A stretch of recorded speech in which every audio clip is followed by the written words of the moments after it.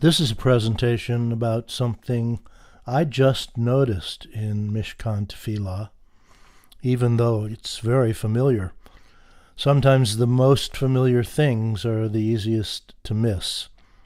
This struck me very powerfully, and I hope you'll also find it interesting and valuable.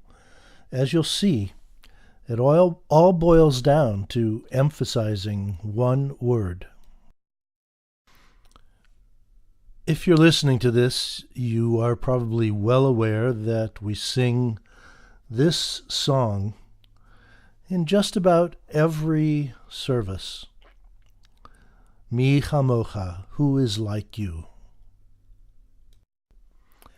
You probably understand that this is a song from the Torah, Exodus 15, to celebrate two miracles: the parting of the Sea of Reeds so that the Jewish people could cross over, and the destruction of the pursuing Egyptians in that same sea. And I'm sure you understand that the question, who is like you, is not a straight question. It's a rhetorical question meant to state that no one is like you, O God.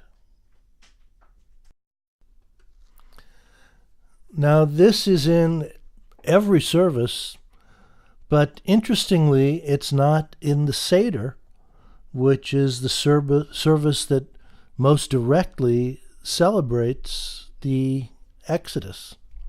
There's a reference to it in Dayenu, but the song itself is not there.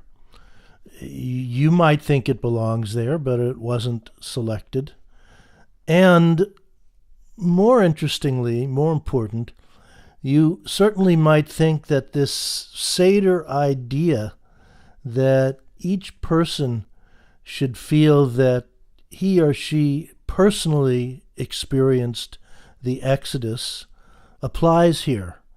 You might think that that's why we sing this song at every service, so that we can try to affirm that we too feel that sense of celebration that the Jewish people must have felt at that time and following that miracle and so many others.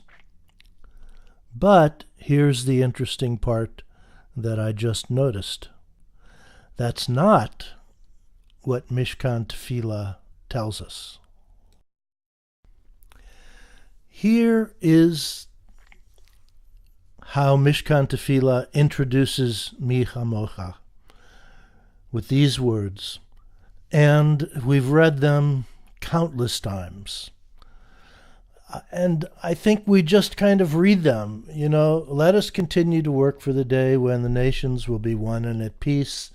Then shall we rejoice as Israel did, singing on the shores of the sea. And that's the lead-in to Mi Chamocha. And the emphasis is rejoicing as Israel did, singing on the shores of the sea.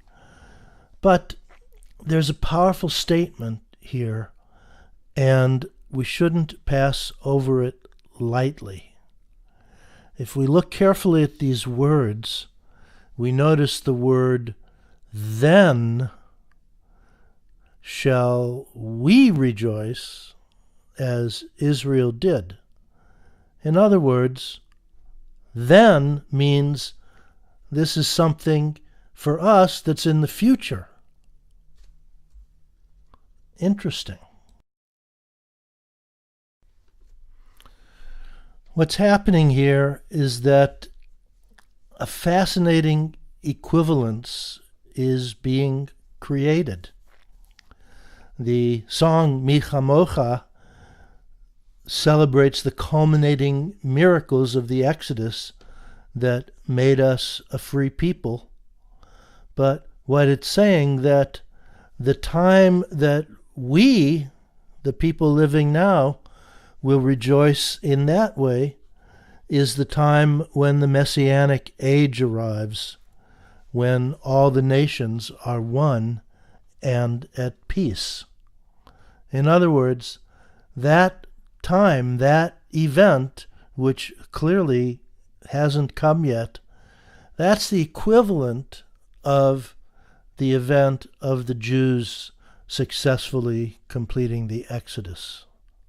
The equivalent for us.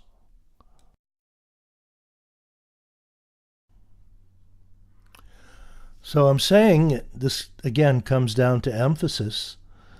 We should read this. Let us continue to work for the day when nations will be one and at peace. Then shall we rejoice, as Israel did, singing on the shores of the sea. In other words, we need to emphasize we. If you think about what this implies, it's very powerful. At the Seder, we say we should feel that we ourselves personally came out of Egypt. But this, in a way, is saying more. It's saying that remembering our history and looking forward to our ultimate goal and our destiny, that these two things can't be separated. It's also saying that we ourselves may never experience that level of rejoicing that's expressed in that song, in that experience. By the way, that may be very realistic in terms of the level of rejoicing. I'm not sure about that. But certainly, we ourselves may never experience that time when the nations are one and at peace.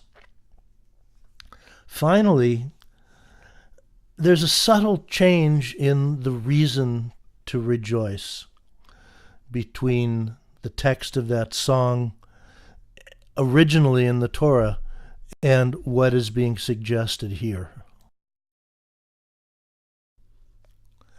I won't go into a detailed analysis, but I encourage you to look at the whole song.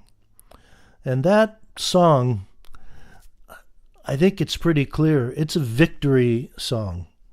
And a lot of the rejoicing is at the defeat and death of the adversary in the conflict. Now, the rejoicing that's being projected when we will rejoice that way, that's a different kind of rejoicing.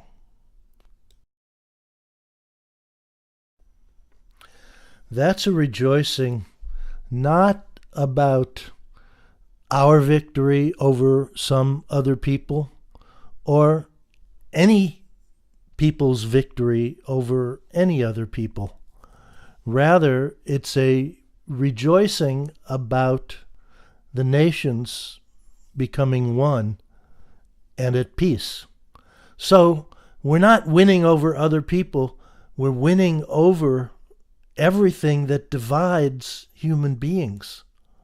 In other words, and I think this is a great statement, peace will be humanity's greatest achievement. I think you might consider that Reform Judaism in a nutshell. And arguably, I hope, we might consider it Judaism itself in a nutshell.